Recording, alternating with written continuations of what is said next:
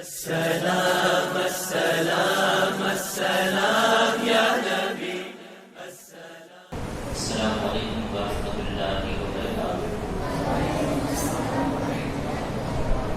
نحمده ونصلي ونسلم على رسوله الكريم اما بعد فاعوذ باللہ من الشیطان الرجیم بسم اللہ الرحمن الرحیم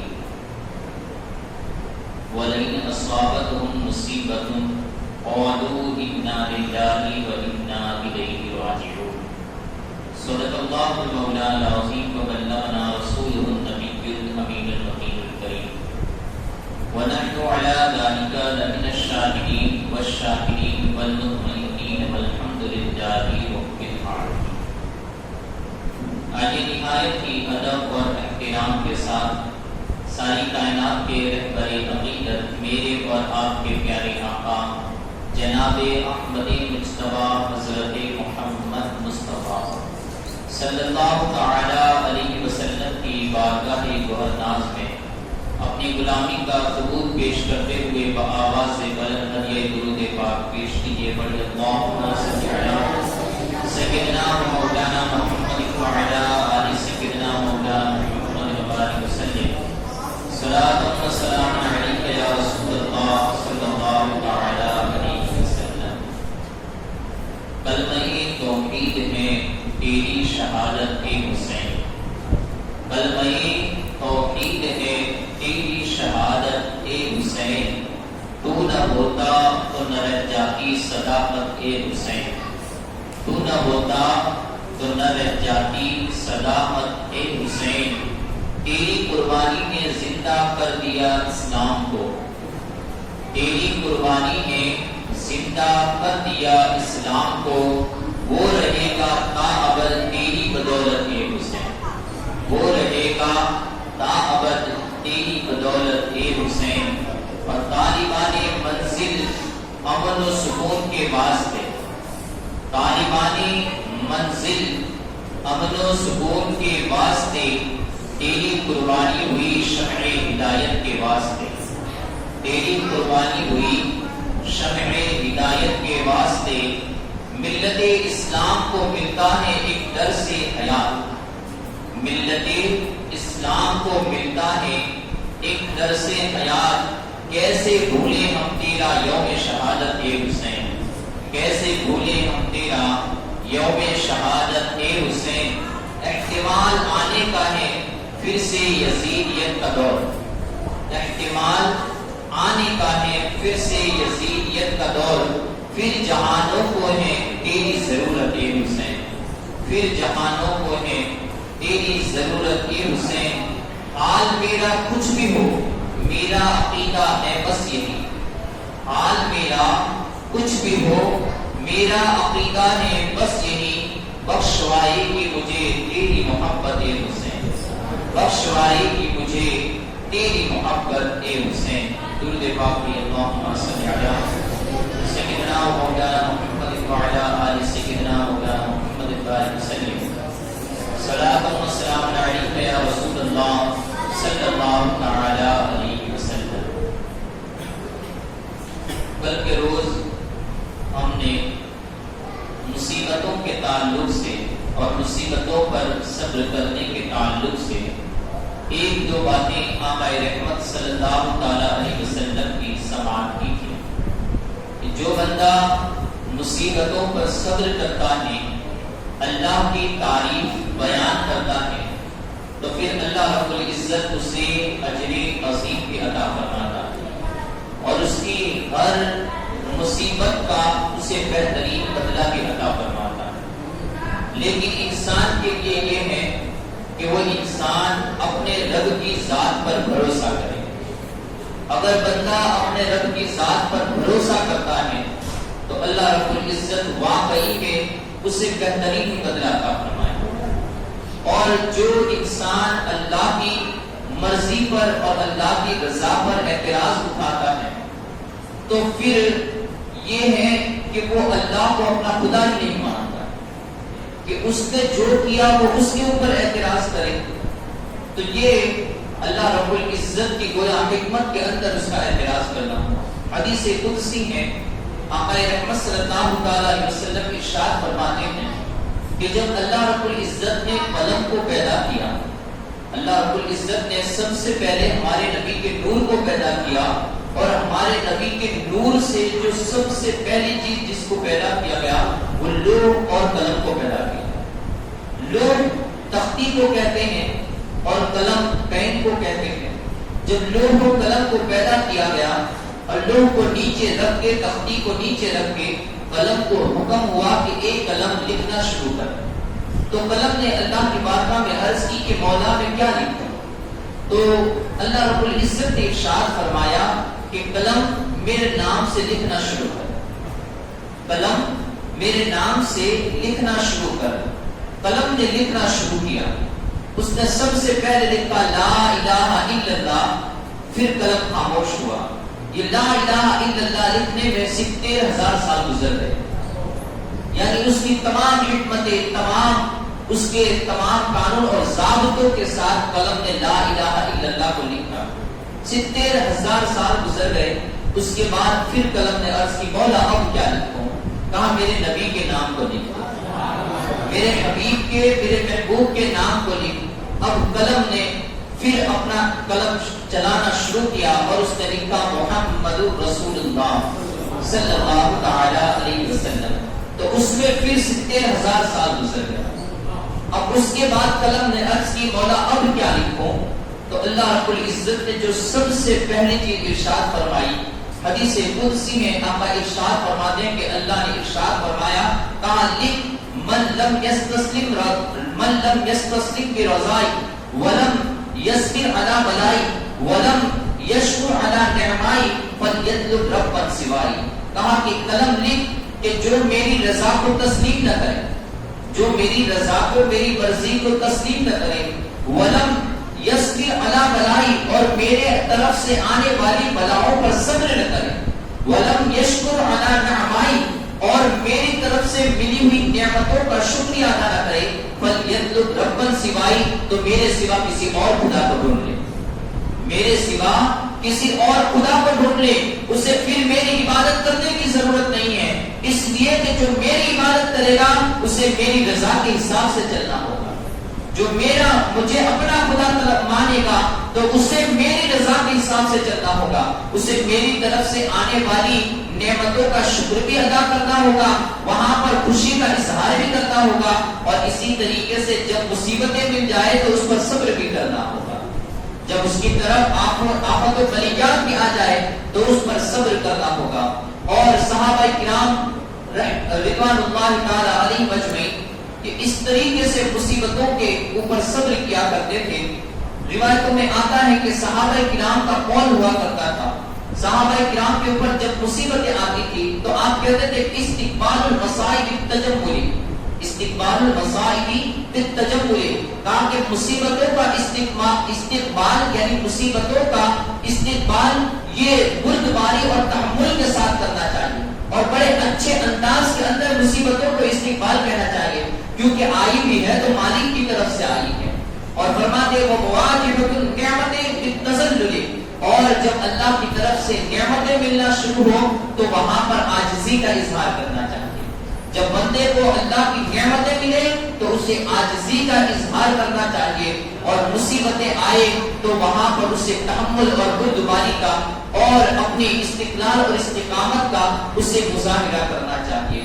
ایک بادشاہ تھا، اس بادشاہ کی 7 بیٹیاں تھیں، اور جب دیکھیے کہ انسان کو اپنے رب پر جب بھروسہ قائم ہوتا ہے تو پھر ہر طرف سے اس کا دل یہ مطمئن ہو جاتا ہے، ہر طرف سے اسے کسی کے کیا کہنے کی، کچھ کرنے کی کوئی فکر نہیں ہوتی ہے، کوئی کیا کہہ رہا ہے، کوئی اس کے بارے میں کیسے سوالات کر رہا ہے، اس کے بارے میں اس کا کوئی دھیان نہیں ہوتا، بس اس کی ایک ہی رضا ہوتی ہے کہ میرا مولا مجھ سے راضی ہے، چاہے دنیا اس کے خلاف ہو جائے، لیکن بس اس کی ہمیشہ یہ مرضی ہوتی ہے کہ میرا مولا مجھ سے ناراض نہ ہونے پائے۔ تو جس کا دھیان رب کی طرف ہو جاتا ہے تو اس کا دھیان دنیا والوں کی طرف سے مطمئن ہو جاتا ہے۔ بادشاہ کا اس کی 7 بیٹیاں تھی، ایک دن بادشاہ نے اپنا دربار لگایا، اور دربار لگا کر اس میں ہر طریقے کے قوم کو بلایا، اور وہاں پر بڑے بڑے عمرا، بڑے بڑے سلاطین دوسرے بھی موجود تھے، بادشاہ کی 7 بیٹیاں تھیں، اس نے اپنی 7 بیٹیوں کو بلایا، 7 بیٹیوں کو بلا کر پھر ان کے سامنے ان کے بڑے بڑے تحفے رکھے۔ تحفے رکھنے کے بعد بادشاہ نے کہا کہ بتاؤ میری بیٹیوں، تم میرے سے تم کس کا کھاتی ہو اور کس کا پہنتی ہو؟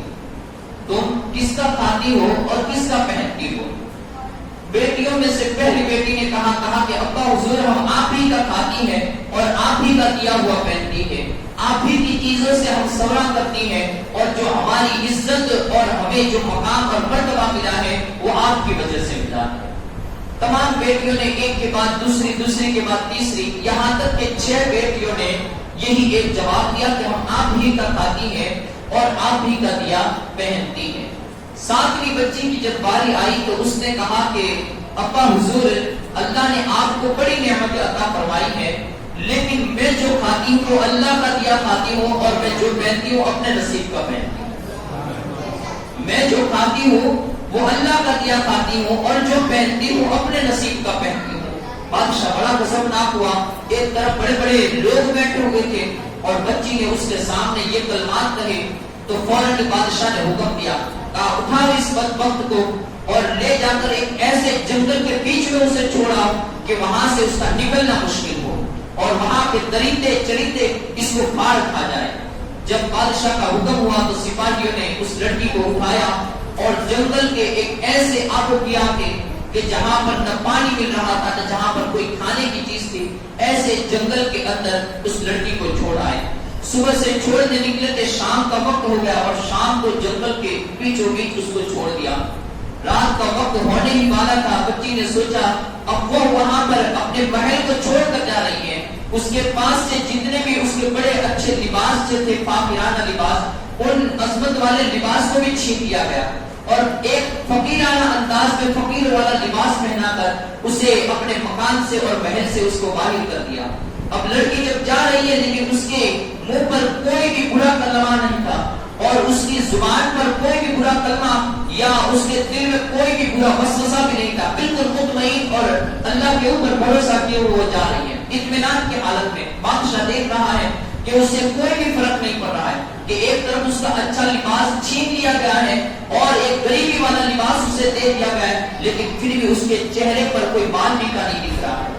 وہ گئی جنگل میں گئی، شام کا وقت ہو چکا تھا، کہا کہ رات ہونے والی ہے، آگ جلانے کے لیے لاؤ کچھ لکڑیوں کو جمع کر لو، تاکہ کہیں ایسا نہ ہو کہ کوئی درندہ وغیرہ اگر آئے تو وہ آگ کو دیکھ کر یہاں سے دور بھاگ جائے۔ رات کا وقت ہونے والا تھا، وہ لکڑیوں کو ڈھونڈنے کے لیے جنگل میں ادھر ادھر گھومنے لگی۔ جنگل میں ادھر ادھر نکل ہی رہی تھی، سپاہی اپنے گھر کی طرف نکل چکے تھے، کیا دیکھتی ہے کہ ایک وہاں پر ایک جھونپڑی اسے نظر آئی، ایک جھونپڑی جیسے اسے دکھائی دی تو اس جھونپڑی کے پاس پہنچی۔ جھونپڑی کے اندر گئی تو دیکھتی ہے کہ کوئی کھانسنے کی آواز اندر سے آ رہی ہے۔ کھانسنے کی آواز سنی تو اس کے دل میں پہلے تو تھوڑا سا خوف پیدا ہوا، لیکن ہمت والی وہ شہزادی تھی، دروازے کے پاس پہنچی، کیا دیکھتی ہے کہ ایک بوڑھا شخص یہ بستر کے اوپر لیٹا ہوا ہے۔ وہ بوڑھے شخص کے پاس پہنچی اور اس نے وہ پانی طلب کیا تو اس شہزادی نے پانی کا ایک گلاس دیا جو پاس ہی میں پڑا ہوا تھا اور اس بوڑھے شخص کو پلا دیا۔ بوڑھے نے اس کا نام پوچھا، اس کے حالات پوچھے، اس نے پورا واقعہ دریافت کر دیا، پورا واقعہ بتا دیا۔ اس کے بعد بوڑھے نے کہا کہ دیکھو فلاں جگہ پر کھانے کی چیزیں رکھی ہوئی ہیں اور باہر بکریاں بھی ہیں، ان بکریوں کا دودھ تو لیا کرو، اس سے پی بھی لو، مجھے بھی پلا دو اور اس کھانے میں سے کھا بھی لو۔ پوری رات اس نے اس میں جو بھی کھانا تھا کھا لیا، اور اس کے بعد بوڑھے شخص نے اسے اجازت بھی دے دی، کہا کہ اس جنگل کے اندر تو کہاں رہے گی، ایسا کر کے تو میری ہی جھونپڑی کے اندر رات گزار لے۔ وہ اس لڑکی نے جھونپڑی کے اندر ہی رات کو گزاری۔ صبح ہوئی تو اس بڑے شخص نے کہا کہ میں شہر کی طرف جا رہا ہوں اور جا کر وہاں سے 1 ہفتے کے بعد پھر واپس لوٹوں گا، تو وہاں تک میری گھر کی حفاظت کر اور اسی کی صفائی ستھرائی کا خیال رکھنا۔ اب بڑھا شخص یہ نکل گیا اور 1 ہفتے تک وہ شہر کے اندر ہی رہا۔ یہاں پر یہ لڑکی جو شہزادی تھی وہ جھونپڑی کی صفائی ستھرائی کا بھی خیال کرتی اور اسی کے اندر کام کاج بھی کرتی، ساتھ میں بکری کا دودھ دو لیتی۔ جب رات کا وقت ہوتا تو اس نے آدھا دودھ اپنے لیے پیا اور آدھا دودھ ایک کٹورے میں نکالا اور باہر رکھ دیا کہ شاید کوئی جانور بھوکا ہو تو وہ بھی اس کے اندر سے پی لیا کرے۔ باہر اس نے لوٹا ایک کٹورا بھر کر اس نے دودھ کا رکھ دیا. اب دیکھیے ایک حکایت ہے, ہمیں اس کے مقاصد کی طرف نہیں جا, جو اصل مقصد ہے اس کو حاصل کرنا ہے, باقی جو اس میں دوسری باتیں بھی ہیں ہو سکتا ہے وہ زمانے اور دنیا کے لحاظ سے صحیح نہ ہو, لیکن ایک جو اصل مقصد ہمیں مل رہا ہے اللہ پر بھروسے کا, اس کو دیکھتے ہوئے چلے. کہ جب اس نے ایک کٹورے میں آدھا دودھ بھر کر باہر رکھ دیا تو رات گزر گئی اور صبح کا وقت ہوا. اپنے مکان کو, اپنی جھونپڑی کو اس نے صاف کر کے جب باہر نکلی تو کیا دیکھتی ہے کہ کٹورا خالی ہو چکا تھا اور اس کے پاس ایک لال سیپ پڑا ہوا, ایک لال ہیرا پڑا ہوا تھا. اس نے اس ہیرے کو اٹھایا اور کہا کہ ہو سکتا ہے کہ یہاں پر کوئی ایسا جانور گزرا ہو کہ جس نے اس دودھ سے فائدہ اٹھایا ہو اور خوش ہو کر اس نے یہ ہیرے کو یہاں پر چھوڑ کر چلا گیا ہو. اگر دوسرا دن ہوا, اس نے دوسرے دن بھی اسی طریقے سے آدھا دودھ پیا, آدھا دودھ رکھ دیا, اور پھر صبح ہوئی تو وہاں پر ایک لال ہیرا پھر سے اسے ملا. اسی طریقے سے 7 دن گزر گئے. 7 دن گزرنے کے اندر 7 دن اسے ایک لال ہیرا ملتا گیا. ہر دن وہ آدھا دودھ پیتی, آدھا دودھ باہر رکھ دیتی اور ایک ہیرا اسے صبح کے وقت مل جایا کرتا. 7 دن گزر گئے. بوڑھا شخص آیا, اس نے اس کے سامنے وہ لال ہیرے کو پیش کیا اور کہا کہ دیکھو میرا اس طریقے سے معاملہ تھا. بوڑھا بھی کوئی لالچی نہیں تھا. اس لڑکی نے اس بڑے شخص کو 3 ہیرے عطا کیے, کہا کہ جاؤ شہر جا کر اچھے سے ساز و سامان خریدو, کچھ کام کرنے والوں لوگوں کو خریدو اور یہاں پر ایک بہت بڑی بلڈنگ کو تیار کرو, یہاں پر ایک بہت بڑی کمپنی کو تیار کرو کہ جس سے شہر کے جو غریب لوگ ہو وہ یہاں پر کام کاج کریں گے اور کام کاج کر کے وہ اپنی روزی کو کمائیں گے. 3 ہیروں کے عوض اس نے ایک بہت بڑی کمپنی کو تیار کر دیا اور وہاں پر غریب لوگ آنے جانے لگے اور رہتے رہتے جو ایک جنگل تھا وہ جنگل اب ایک شہر کا روپ دھارنے لگا اور شہر کی طرف وہ بننے لگا. اب کئی وقت گزر گیا. اب رہتے رہتے وہ شہزادی وہ ہیروں کو پانے کی وجہ سے ایک ایسی امیر ہو چکی کہ اب دور دور تک اور بیرون ملک تک بھی اس کے چرچے ہونے لگے. غریب لوگ وہاں پر جاتے, انہیں روزی ملتی تھی اور اب وہ جنگل ایک شہر بن چکا تھا.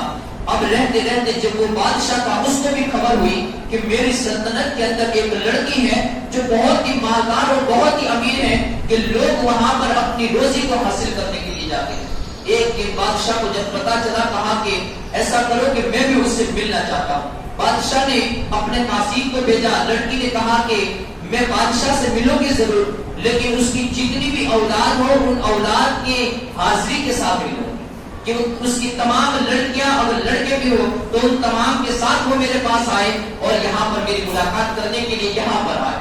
اب بادشاہ کا قاصد گیا, بادشاہ کو اس نے خبر دے دی.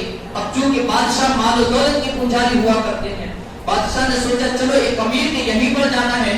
اس نے بھی تیاری شروع کر دی اور اپنی تمام شہزادیوں کو بھی تیار کیا. 6 شہزادیاں یہ بھی تیار ہو گئی اور بادشاہ اس لڑکی کے دروازے پر پہنچنے لگا. جب بادشاہ وہاں پر پہنچا تو اس کا چونکہ محل بادشاہ کے محل سے بھی کئی بڑا بن چکا تھا. بادشاہ کا جو محل تھا وہ بھی اس کے سامنے کوئی حیثیت نہیں رکھتا تھا. اس سے بڑا محل اس عورت کا تھا اور اس محل کی مالکن وہی شہزادی تھی. وہ ہر طرف اس کا چرچا تھا. اب بادشاہ جب آیا تو اسے ایک کمرہ دکھا دیا گیا, کہا کہ یہاں پر بیٹھو اور شہزادی کا انتظار کرو. اب شہزادی پھر پیچھے کے دروازے سے آئی اور اتنا قیمتی اس نے لباس پہنا تھا کہ جتنا قیمتی لباس بادشاہ نے اپنے خوابوں میں کبھی سوچا نہیں تھا, اپنے خیالات میں بھی کبھی سوچا نہیں تھا. اتنا قیمتی لباس پہن کر وہ شہزادی پیچھے کے دروازے سے آئی اور اپنے منہ پر نقاب ڈالے ہوئی تھی. بادشاہ کے سامنے بیٹھ گئی اور پھر بات چیت ہوتی رہی یہاں تک کہ بادشاہ نے بھی گفتگو کے اندر ہی کہا کہ شہزادی تم میری بیٹی کی طرح ہو, کیونکہ میری بیٹیاں جتنی ہیں وہ تمہارے سے بھی بڑی ہیں اور تم ان میں سب سے چھوٹی دکھ رہی ہو. کہا تم میری بیٹی ہو, اپنے منہ کو بھی دکھا دو تاکہ کبھی میں تمہیں پہچان بھی سکوں. اب بادشاہ نے جب یہ کہا کہ اچھا جب منہ کو دیکھنا ہی چاہتے ہو تو کچھ دیر تمہیں اور انتظار کرنا ہوگا کہ میں تیار ہو کر آؤں. میں تیار ہو کر آؤں اتنی دیر تمہیں انتظار کرنا ہوگا. بادشاہ ہم کا پکا رہ گیا کہ یہ اس قدر جو تیار ہو کر آئی ہے ابھی اور کتنا تیار ہو کر آئے گی. لڑکی گئی اور شہزادی کچھ دیر کے بعد سامنے کے دروازے سے آئی. پھٹا پرانا لباس, وہی لباس جو اپنے محل سے پہن کر نکلی تھی. اور وہی لباس کے اندر جب وہ محل کے اندر داخل ہوئی، بادشاہ دیکھ کر اپنی کرسی کو چھوڑ دیا اور کھڑا ہو گیا کہ یہ تو وہی شہزادی ہے جسے میں نے اپنے محل سے نکال دیا تھا. میں تو سمجھتا تھا کہ اس کو کسی جانور نے کھا لیا ہوگا، یہ جنگل کے اندر فوت ہو گئی ہوگی، ضائع ہو گئی ہوگی، لیکن یہاں پر یہ اس قدر اس کا جو چرچا ہے یہ اسی لڑکی کا ہے. بادشاہ دیکھ کر حیران ہو گیا. لڑکی آئی، کہا ابا حضور میں آپ ہی کی شہزادی ہوں. آپ کہا کرتے تھے کہ جو کچھ ہے وہ میری بدولت ہے، لیکن یہ آپ کی غلط فہمی ہے. انسان کو جو کچھ بھی ملتا ہے وہ اپنے رب کا دیا ملتا ہے، اس کے رب کا دیے سے ملتا ہے، اور انسان جو پہنتا ہے وہ اس کے نصیب کا پہنتا ہے. انسان کو دنیاوی کوئی چیز ہے، دنیا کا کوئی مال و متا یہ انسان کو کوئی فائدہ نہیں پہنچا سکتا. انسان کے نصیب کے اندر جو بھی اس کے رب نے لکھا ہے وہ اس کو مل ہی جانا ہے. میں نے آپ کے محل کو چھوڑا، اگر میرے نصیب میں محل ہی لکھے ہوئے تھے اللہ نے پھر بھی مجھے محل عطا فرمایا. میرے نصیب میں اگر محل ہی لکھے ہوئے تھے اللہ نے تو آپ کے محل سے نکال کر بھی مجھے محل عطا فرما دیے. تو انسان اپنے نصیب کا کھاتا ہے، اپنے نصیب کا پہنتا ہے. انسان کے لیے صرف یہی ہے کہ اسے کچھ وقت تک صبر کرنا رہتا ہے، اور صبر کرنے کے ساتھ ساتھ اپنے رب پر بھروسہ کرتا رہتا ہے. جب بندہ اپنے رب پر بھروسہ کرتا ہے تو پھر واقعی میں ایک دن ایسا آتا ہے کہ اللہ رب العزت اسے ضائع نہیں فرماتا. اور جو رب پر بھروسہ کرے، ایک عام انسان کے اوپر انسان بھروسہ کرتا ہے تو وہ اس کی مصیبتوں کے وقت اس کے کام آتا ہے. پھر جو رب کی ذات پر بھروسہ کرے، جو قادر مطلق ہے اور ہر چیز پر قدرت رکھنے والی وہ ذات ہے، تو بتاؤ کہ وہ اسے کیسا فائدہ پہنچائے گا. بس انسان کے لیے ضروری ہے کہ وہ اپنے رب پر بھروسہ کرے. رب ارشاد فرماتا ہے وَمَن يَتَوَکَّلْ عَلَى اللَّهِ فَهُوَ حَسْبُهُ، جو اللہ پر، اللہ کی ذات پر بھروسہ کرے گا اللہ کی ذات ہی اس کے لیے کافی ہے. امام عالی مقام نے بھی ہمیں یہی سبق سکھایا. جب مقام صفا پر امام عالی مقام مکہ المکرمہ چھوڑ کر حضرت عبداللہ بن جعفر طیار رضی اللہ تعالی عنہ سے ملاقات بھی ہو گئی، اور اس کے بعد ابھی آگے بڑھ ہی رہے تھے کہ مقام صفا پر فرزدق شاعر سے ملاقات ہو گئی. فرزدق شاعر اتنا بڑا شاعر تھا کہ پورے عرب کے اندر اس کا چرچا شمار کیا جاتا تھا، اور وہ ایسا شاعر تھا کہ بڑی بڑی باتوں کو چھوٹے چھوٹے لفظوں میں بیان کر دیتا تھا. فرزدق شاعر سے جب اس کی حضرت امام عالی مقام کی مقام صفا پر ملاقات ہوئی تو کہا کہ فرزدق بتاؤ کہ کوفہ والوں کا کیا حال ہے. فرزدق شاعر نے کہا قلوب الناس معک، کہا کہ ان لوگوں کے دل تو آپ کے ساتھ ہیں، وسیوفہم بنی امیہ، لیکن ان کی تلواریں یہ بنی امیہ کے ساتھ ہیں. وسیوفہم مع بنی امیہ، اور ان کی تلواریں یہ بنی امیہ کے ساتھ ہیں. امام عالی مقام نے کہا کہ یہ تو کہنے کی بات ہے، اگر اللہ رب العزت نے ہمیں کوئی نعمت عطا فرمائی ہے تو ہم اس کا شکر ادا کرتے ہیں، اور اللہ نے ہمارے لیے آگے کوئی مصیبتیں رکھی ہیں تو پھر یہی کیا کم ہے کہ ہم متقی ہیں اور اس کے احکام کی پابندی کرتے ہیں، اور ساتھ ہی ساتھ اس کی رضا کے اوپر راضی بھی ہیں. امام عالی مقام نے یہی اپنے نبی کی امت کو یہ سبق دیا کہ انسان کو ہر وقت اپنے رب کی رضا کے اوپر راضی رہنا چاہیے. الغرض امام عالی مقام صفا سے آگے بڑھے. اب ایک مقام پر وہاں حضرت جب مقام حاجیر پر پہنچے، امام عالی مقام نے ایک خط کو لکھا، اور خط لکھ کر قیس بن مسعر سیلابی کے ہاتھوں سے یہ خط کوفہ والوں کی طرف روانہ کیا، اور اسے حکم دیا، کہا کہ جاؤ کوفہ والوں کو جا کر کہو کہ وہ اپنے حالات کو درست کر لیں. ابھی تک امام عالی مقام کو یہ پتا نہیں تھا کہ اس طرف امام مسلم یہ شہید کر دیے جا چکے ہیں، حضرت ہانی بن عروہ یہ شہید کر دیے جا چکے ہیں، امام مسلم کے شہزادوں کو بھی شہید کر دیا جا چکا ہے. حضرت امام حسین رضی اللہ تعالی عنہ نے مقام حاجیر میں قیس بن مسعر سیلابی کو خط لکھا، اور خط میں لکھا کہ حمد و صلات کے بعد لکھا، کہا کہ اللہ کا شکر ہے کہ ہم اہل بیت نبوت کو تم نے پسند کیا کہ جو خلافت کے اندر یہ ان لوگوں سے زیادہ حق رکھتے ہیں. اگر تم لوگ ہم سے چاہت رکھتے ہو تو پھر میں مکہ المکرمہ سے نکل چکا ہوں، تم لوگ اپنے حالات کو سازگار بنا لو اور میرے آنے تک اپنی تمام تیاریوں کو مکمل کر لو، بس میں کچھ ہی دنوں کے اندر کوفہ پہنچنے والا ہوں. قیس بن مسعر سیلابی جب کوفہ کے راستے پر چلنے لگے، مقام قادسیہ پر پہنچے تو وہاں پر ابن زیاد نے پہلے ہی سے ایک چوک ناکہ بندی لگا رکھی تھی. ایک چوکی وہاں پر ہر راستے پر قائم کر دی جا چکی تھی. حسین بن نویر نے کوفہ کے تمام راستوں پر پہرا بٹھا دیا تھا. وہاں پر جیسے قیس بن مسر سیدابی جہاں وہاں پہنچے تو قادسیہ کے مقام پر ہی انہیں قید کر لیا گیا. قید کر کے ابن زیاد کے پاس انہیں بھیجا گیا. ابن زیاد نے دیکھا کہ قیس امام عالی مقام کا خط لے کر آئے ہوئے ہیں. اس نے قیس سے مخاطب ہوا, کہا کہ اے قیس, اب تو جان لو کہ تمہاری جان یہ مجھ پر حلال ہو چکی ہے, یعنی تمہارا خون بہانا یہ میرے لیے حلال ہو چکا ہے. لیکن ایک شرط ہے, اگر تم اسے پورا کر دو تو پھر تمہارے لیے اجازت, تمہارے لیے یہ ہو سکتا ہے کہ تمہاری جان کو میں بخش دو. اب قیس نے کہا کہ وہ شرط کیا ہے؟ کہا کہ شرط یہ ہے کہ تم قلعے کی دیوار کے اوپر جاؤ, گورنر ہاؤس کی دیوار پر چڑھ جاؤ اور وہاں پر چڑھ کر تم علی اور امام حسین کو گالیاں بکو, ان کی برائیاں بیان کرو, اور اگر تم یہ کام اچھے طریقے سے کرتے ہو تو میں جہاں پر تمہاری جان بخش سکتا ہوں اسی طریقے سے تمہیں انعام بھی عطا کروں گا, انعام بھی عطا کروں گا. قیس بن مسہر سیدابی کہتے ہیں, کہا کہ اچھا میں یہ کام کرنے کے لیے تیار ہوں. اس نے قلعے کی دیوار کے اوپر اپنے سپاہیوں کے ساتھ حضرت قیس بن مسہر سیدابی کو بھیج دیا.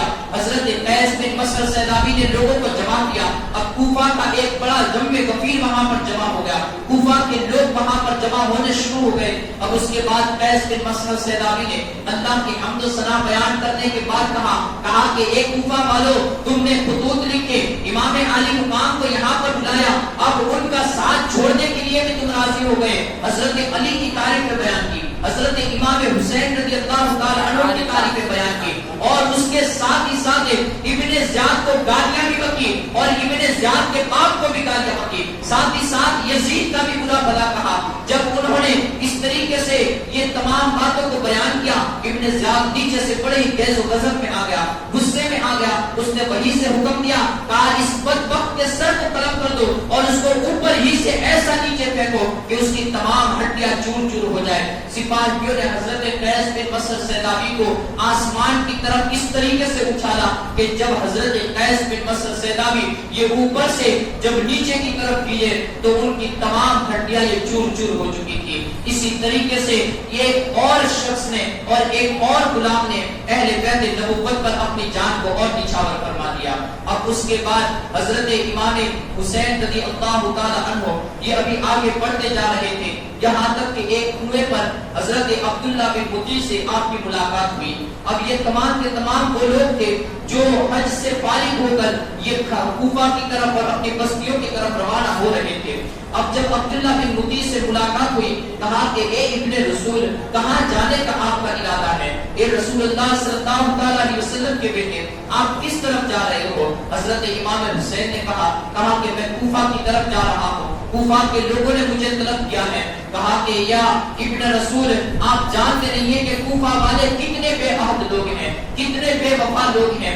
آپ نے ان پر کس طریقے سے بھروسہ کر لیا. آپ وہاں پر جائیں گے, آپ شہید کر لیے جائیں گے. یا ابن رسول, آپ اسلام کی عظمت ہے, اسلام کی عظمت کو ظاہر نہ کیجیے. آپ واپس یہیں سے لوٹ جائیے, مکہ المکرمہ میں رہیے, مدینہ طیبہ میں رہیے, یا کسی اور بستی کی طرف نکل جائیے, لیکن کوفہ والوں کی طرف نہ جائیے. وہ لوگ بڑے بے عہد ہیں, وہ پیسے اور تلواروں کو دیکھیں گے فوراً ہی ان کے ارادے بدل جائیں گے. حضرت امام حسین رضی اللہ تعالی عنہ نے وہی آیت مبارکہ تلاوت فرمائی, لن یصیبنا الا ما كتب اللہ لنا, ہمیں وہی مصیبتیں پہنچ سکتی ہیں جو اللہ نے ہمارے نصیب میں لکھی ہوئی ہیں. ہمیں وہی تکلیفیں پہنچ سکتی ہیں جو رب کائنات نے ہمارے نصیب میں لکھی ہوئی ہیں. امام عالی مقام آگے بڑھتے رہے, یہاں تک کہ مقام ضرور جب آیا تو مقام ضرور پر حضرت امام عالی مقام نے اپنے قافلے کا پڑاؤ ڈالا اور وہاں پر ٹھہرے. سامنے ہی ایک اور بھی خیمہ نظر آیا.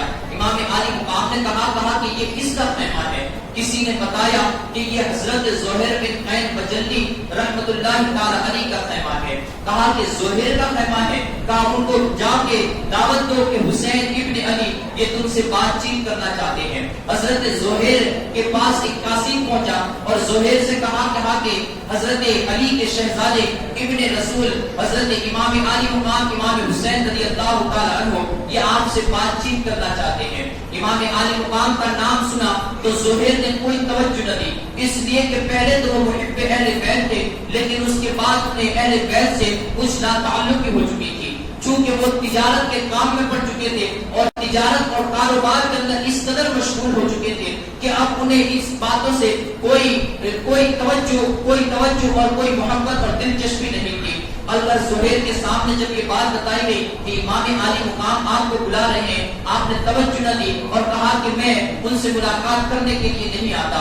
حضرت زہیر بن حنین کی جو عورت تھی، آپ کی اہلیہ تھی، اس نے کہا کہ اللہ کے غضب سے ڈرو، امام عالی مقام شہزادہ رسول یہ آپ کو بلا رہے ہیں اور آپ وہاں پر جانے کا انکار کر رہے ہیں۔ کہا کہ یہ بات اچھی نہیں ہے، اللہ کے حضور میں کل میدان محشر کے اندر آقا رحمت صلی اللہ علیہ وسلم کو کیا منہ دکھاؤ گے؟ حضرت زہیر بن حنین کے بیوی کے کہنے پر حضرت زہیر یہ تیار ہو گئے، لباس کو تبدیل کیا، امام عالی مقام کے پاس پہنچے۔ امام عالی مقام کے پاس ابھی کچھ دیر ہی بیٹھے تھے کہ فوراً خوشی خوشی اپنے خیمے کی طرف آئے اور خیمے میں آ کر پھر اپنی بیوی سے کہا کہ اے میری اہلیہ، اب میں تجھے طلاق دیتا ہوں، اس لیے کہ میری اور تیری یہ ملاقات آخری ملاقات ہے، تو اپنے بھائیوں کے ساتھ اپنے میکے چلی جا اور وہیں پر اپنی باقی کی زندگی گزار لینا۔ بیوی نے کہا کیا معاملہ ہے، ابھی تو جانے کا انکار کر رہے تھے اور ابھی آپ ہیں کہ مجھ سے ناتعلقی کا اظہار کر رہے ہیں اور بس خوشی خوشی امام عالی مقام کی طرف جانے کے لیے کہہ رہی ہیں۔ کہا کہ بات یہ نہیں ہے، بلکہ اب میں ایک ایسے سفر کی طرف جا رہا ہوں کہ جس سفر سے کوئی واپسی نہیں ہے۔ کہا کہ تمہیں کیسے پتا کہ اس سفر سے کوئی واپسی نہیں ہے؟ امام عالی مقام تو کوفہ کے گورنر بننے کے لیے جا رہے ہیں۔ کہا نہیں، میں ایک دن حضرت سلمان فارسی رضی اللہ تعالی عنہ کے ساتھ جنگ میں تھا اور اس جنگ کے اندر جب ہم نے اس جنگ کو فتح کر لیا، جنگ کے فتح کرنے کے بعد ہمیں اتنا مال غنیمت نصیب ہوا، اس قدر مال غنیمت نصیب ہوا کہ اس وقت ہر ایک کو اتنا مال نصیب ہوا کہ وہ شاد و آباد ہو گیا، یعنی ہر ایک کے چہرے خوشی سے کھل اٹھے تھے۔ حضرت زہیر بن حنین فرماتے ہیں میرے پاس بھی بڑا مال غنیمت آیا، میں اپنے مال غنیمت کو دیکھ رہا تھا اور مسکرا رہا تھا، خوش ہو رہا تھا۔ حضرت سلمان فارسی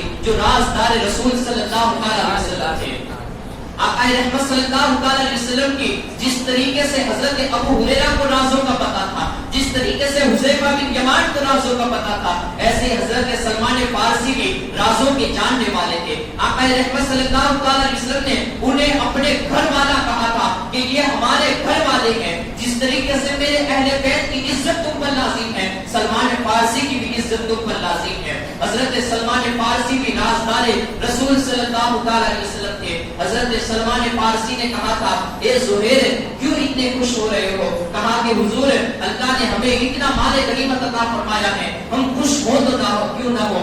حضرت سلمان فارسی نے کہا زہیر ابھی تو جو تمہیں خوشی مل رہی ہے، لیکن ایک دن یاد رکھنا، ایک دن آئے گا جب تمہیں راستے میں علی کے بیٹے، علی کے شہزادے رسول امام حسین رضی اللہ تعالی عنہ سے ملاقات نصیب ہوگی، اور اس ملاقات کے بعد جب تم ان کا ساتھ دو گے اور ان کا ساتھ دیتے ہوئے، جب ان کے ساتھ لڑتے ہوئے اور ان کا پہرا دیتے ہوئے جب شہید ہو جاؤ گے، اللہ رب العزت تمہیں اس سے بھی زیادہ خوشی نصیب فرمائے گا، بڑی خوشی نصیب فرمائے گا۔ حضرت زہیر کہہ رہے ہیں، کہا کہ میں مطمئن ہوں حضرت سلمان فارسی یہ رازدار رسول نے، انہیں رسول اعظم صلی اللہ علیہ وسلم نے بتایا تھا کہ امام حسین کا یہ سفر ہوگا جس میں تمہاری ملاقات ہوگی اور اس سفر کے اندر تمہیں شہادت کا جام نصیب ہوگا، تمہیں اللہ رب العزت جام کوثر نصیب فرمائے گا، جنت کی حوریں تمہیں نصیب فرمائے گا، جنت کے محلات عطا فرمائے گا۔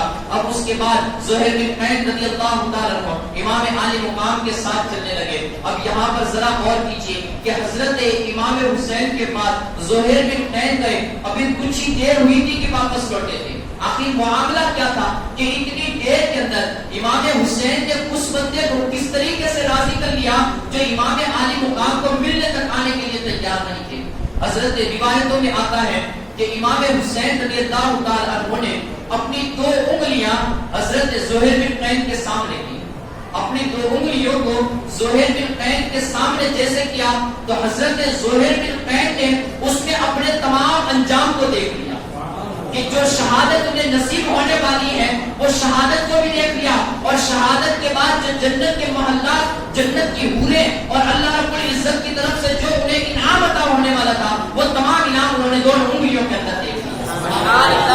اس کو یوں ہی سمجھیے کہ جس طریقے سے حضرت ہارون خواجہ غریب نواز کے پیر و مرشد حضرت عثمان ہارونی نے اپنی دو انگلیوں کے اندر حضرت خواجہ معین الدین چشتی رضی اللہ تعالیٰ کو خداوند قدوس کا دیدار نصیب فرمایا تھا، حضرت امام حسین نے ویسے ہی حضرت زہیر بن نعیم کو خدا کا دیدار نصیب فرمایا۔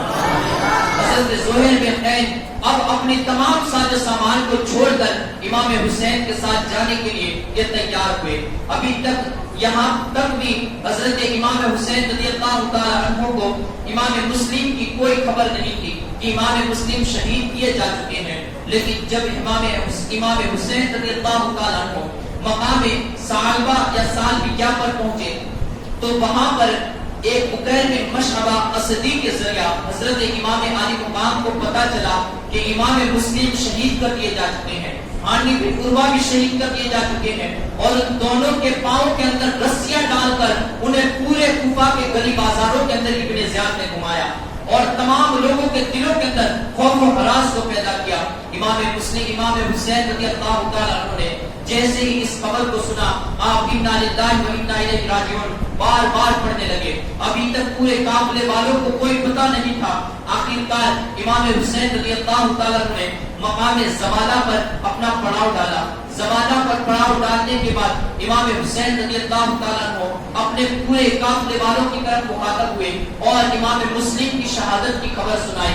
جیسے امام مسلم کی شہادت کی خبر قافلے والوں کو پتہ چلی، امام مسلم کے دوسرے بھی بھائی یہ اس قافلے کے اندر موجود تھے، امام حسین رضی اللہ تعالیٰ عنہ کے دوسرے بھائی بھی وہاں پر موجود تھے، اور آپ کے خاندان کے جتنے بھی نفوس قدسیہ تھے تمام کے تمام ایک غم کے اندر مبتلا ہو گئے، ایک سوگ کے اندر مبتلا ہو گئے، اور ہر ایک کی زبان پر ایک ہی لفظ ہو گیا کہ انتقام، ہم حضرت امام مسلم کا انتقام لیے بغیر ہم یہاں سے واپس نہیں لوٹیں گے۔ امام حسین رضی اللہ تعالیٰ عنہ نے واضح طور پر اپنی تقریر فرمائی، کہا کہ دیکھو کوفہ کے حالات ہو سکتا ہے کہ اب بگڑ گئے ہو، اب وہاں پر ہمارے لیے کوئی بھی جگہ نہیں ہوگی، جتنے لوگ ہم سے دور ہونا چاہے اور ہمارا ساتھ چھوڑنا چاہے تو میں انہیں بخوشی اجازت دیتا ہوں کہ وہ لوگ ہمارا ساتھ چھوڑ کر چلے جائیں۔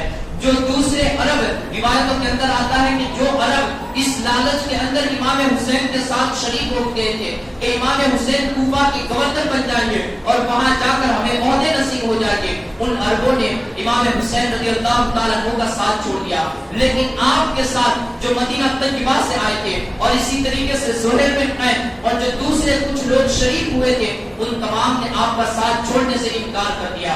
وہاں پر حضرت امام مسلم کے بھائیوں نے کہا کہ جب تک ہمیں امام مسلم کی شہادت اور آپ کے خون کا بدلہ نہیں دے دیں گے وہاں تک ہم کوفہ سے اپنے پاؤں کو پیچھے نہیں ہٹائیں گے۔ دوسری طرف روایتوں میں آتا ہے کہ کچھ لوگوں نے یہ بات بھی کہی، کہا کہ امام مسلم کی بات اور تھی اور آپ کی بات اور ہے کہ جب آپ کوفہ میں جائیں گے تو لوگ آپ کے ساتھ آپ کے ہاتھ پر بیعت کرنے کے لیے تیار ہو جائیں گے۔ امام حسین رضی اللہ تعالیٰ عنہ نے اس پر کوئی بات نہیں رکھی اور کوئی توجہ بھی نہیں دی۔ آخرکار امام حسین رضی اللہ تعالیٰ عنہ نے وہاں سے چلنا شروع کیا، اپنے قافلے کو شروع کر دیا۔ اب یہ سن 60 ہجری کا اختتام تھا اور سن 61 ہجری محرم کا پہلا دن ہو چکا تھا۔ امام حسین رضی اللہ تعالیٰ عنہ کوہ ذی حشم کی وادی میں اس پہاڑ کے اوپر آپ نے اپنے قافلے کو پڑاؤ ڈالنے کے لیے کہا۔ کوہ ذی حشم کے پہاڑ کے کوہ ذی حشم کی وادی کے اندر آپ نے اپنے قافلے کا پڑاؤ جب ڈالا تو وہاں پر دیکھا کہ کچھ دیر کے بعد سامنے کوفہ کی طرف سے ایک گرد و غبار اڑتی ہوئی نظر آئی۔ گرد و غبار جب اڑی تو کیا دیکھا کہ ایک بہت بڑا لشکر آ رہا ہے۔ بہت بڑا لشکر جب انہیں نظر آیا تو حضرت امام حسین رضی اللہ تعالیٰ عنہ یہ وہیں پر بیٹھے انتظار کرنے لگے۔ جب لشکر کچھ نزدیک آیا تو کیا دیکھتے ہیں کہ 1000 سپہ سالار، 1000 سواروں پر مشتمل ایک سپہ سالانہ لشکر یہ وہاں پر موجود ہے، اور اس کی سپہ سالاری اور اس کی جو لگام تھامے ہوئے تھا وہ حور بن یزید تمیمی یہ اس کا سپہ سالار تھا۔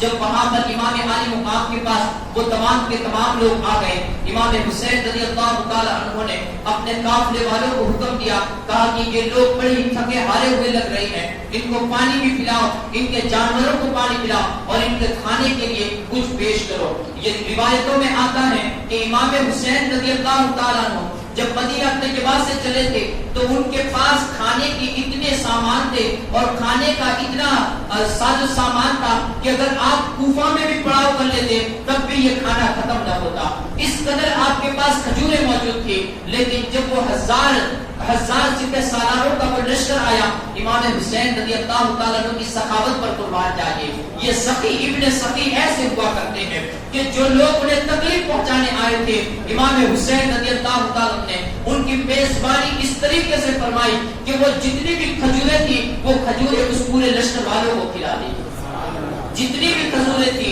وہ کھجوریں اس پورے لشکر والوں کو کھلا دی۔ آقا رحمت صلی اللہ تعالی علیہ وسلم کے بے شمار ارشادات میں سے بھی یہ ایک ارشاد ہے کہ جب تمہارے گھر پر مہمان آئے تو ان مہمانوں کی مہمان نوازی میرے گھر والوں کی طرح کرنا۔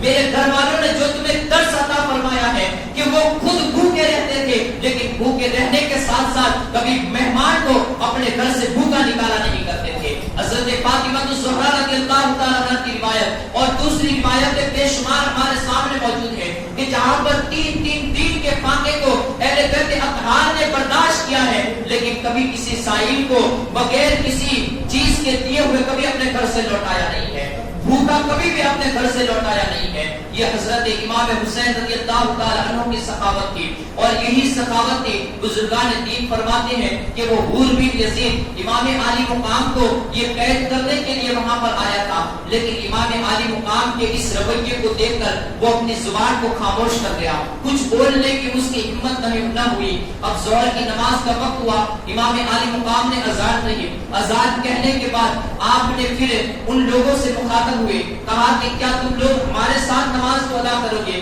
یا اپنی جماعت الگ قائم کرو گے؟ حضور بن یزید نے کہا کہ حضور آپ مصلی امامت پر تشریف لے جائیے، آپ نماز پڑھائیے، ہم آپ کے پیچھے نماز کو ادا کریں گے۔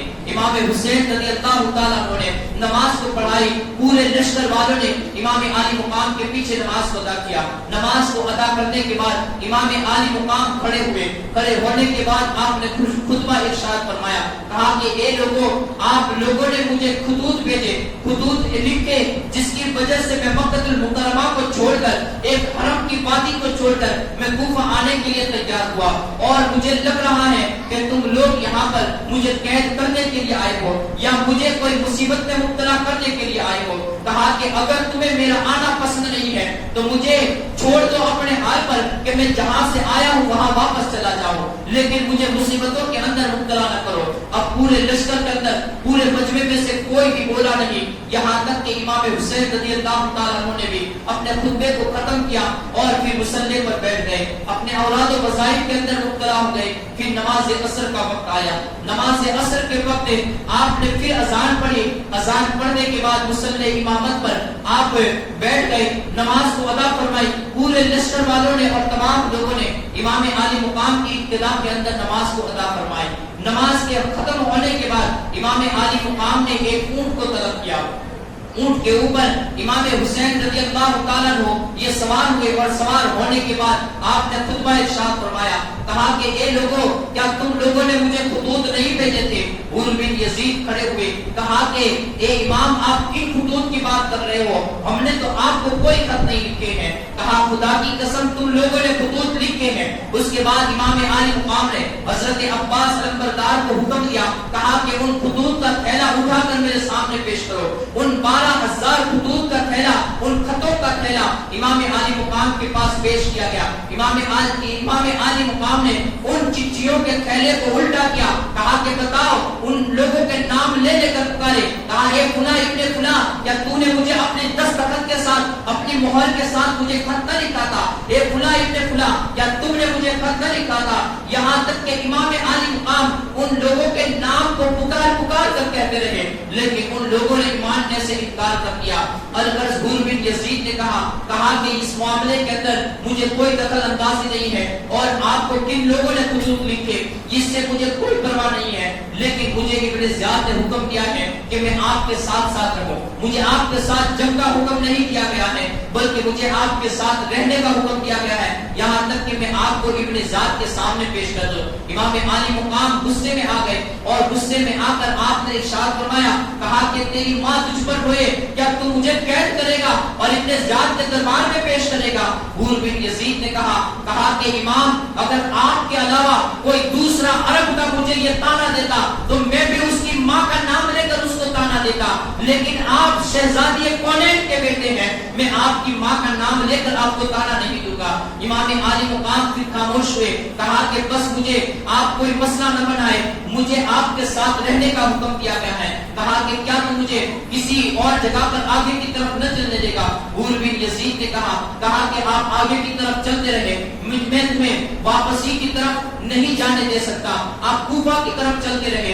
آخرکار امام حسین رضی اللہ تعالیٰ چلنے لگے، یہاں تک کہ بیچ میں حور بن یزید سے کہا کہ کیا تو مجھے کسی اور طرف جانے کی اجازت نہیں دے گا کہ میں کسی اور مقام کی طرف چلا جاؤں، کیونکہ اگر میں وہاں جاؤں گا تو تم لوگ مجھے اور میرے خاندان والوں کو مصیبتوں میں مبتلا کر دو گے۔ امام حسین رضی اللہ تعالیٰ عنہ کے سامنے حور بن یزید نے کہا کہ حضور ایسا کیجئے کہ آپ کوفہ بھی نہ جائیے اور مدینہ اور مکہ کے راستے کو بھی اختیار نہ فرمائیے، بلکہ قادسیہ سے ہٹ کر کسی اور تیسرے راستے کے اوپر اپنے سفر کو جاری رکھیے، وہاں تک میں ابن زیاد کی رائے کو معلوم کر لیتا ہوں۔ امام عالی مقام کو اس کی یہ رائے بڑی درست معلوم ہوئی۔ امام عالی مقام نے قادسیہ سے بائیں مڑ کر ایک اور راستے کی طرف اپنا سفر شروع کیا۔ امام عالی مقام چلتے رہے یہاں تک کہ ایک مقام آیا جسے قصر بنی مقاتیل کہا جاتا ہے۔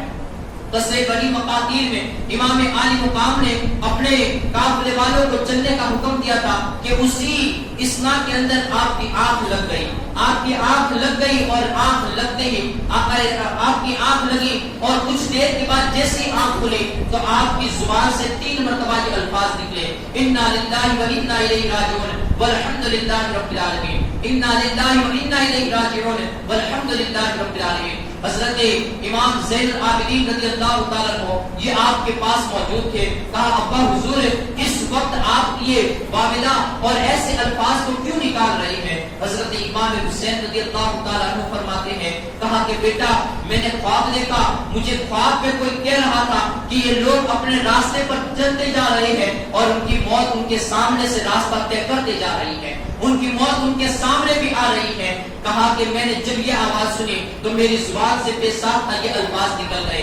حضرت امام زین العابدین رضی اللہ تعالیٰ عنہ نے فرمایا، کہا ابا حضور کیا ہم حق پر نہیں ہیں؟ کیا ہم اللہ کی رضا کی خاطر اس سفر پر نہیں نکلے ہیں؟ کہا بیٹا ہاں ہم حق پر ہی ہیں۔ کہا کہ جب حق کے ساتھ اگر ہماری 1000 جانیں بھی چلی جائے تو ہمیں اور کون سا دکھ ہو سکتا ہے کہ ہم اللہ کی رضا کی خاطر اپنے گھر سے نکلے ہیں اور اللہ کے رسول کی امت کو صحیح راستہ دکھانے کے لیے ہم نے اس سفر کو شروع کیا ہے۔ کہا جب ہم حق پر ہیں تو آپ کے بیٹے کیا، آپ کی بیٹیاں اور آپ کے پورے خاندان کو بھی اجاڑ دیا جائے تو ہمیں پھر بھی کوئی غم نہیں ہے۔ حضرت امام عالی مقام نے جب سیدنا زین العابدین کی اس تقریر کو سماعت کیا، کہا کہ اللہ تمہیں وہ جزا عطا فرمائے جو ایک باپ کو باپ کی طرف سے اپنے بیٹے کو، ایک متقی بیٹے کو جو جزا عطا کی جاتی ہے۔ امام عالی مقام اب آپ کا قافلہ آگے چلنے لگا، یہاں تک کہ مقام نینوا پر آپ کا قافلہ پہنچا۔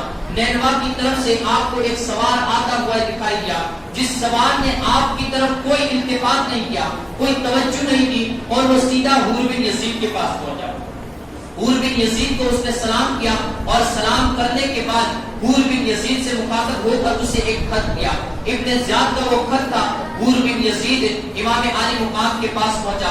امام عالی مقام کے پاس پہنچ کر اس نے کہا کہ حضور ابن زیاد کا یہ قاصد آ چکا ہے اور اس نے ہمیں ایک چٹیل میدان میں آپ کو پڑاؤ کرنے کے لیے کہا ہے کہ آپ کو ایک چٹیل میدان میں ہم اتار دیں۔ امام عالی مقام نے کہا کہ کیا تم ہمیں چلنے نہیں دو گے؟ کہا کہ ابن زیاد کا قاصد ہمارے ساتھ موجود ہے، اگر میں آپ کے ساتھ نرمی کو کروں گا تو وہ قاسیر ابن زیاد کے پاس جائے گا اور میری شکایت کرے گا جس سے میرے اوپر بھی کوئی مصیبتیں نہ آ جائے.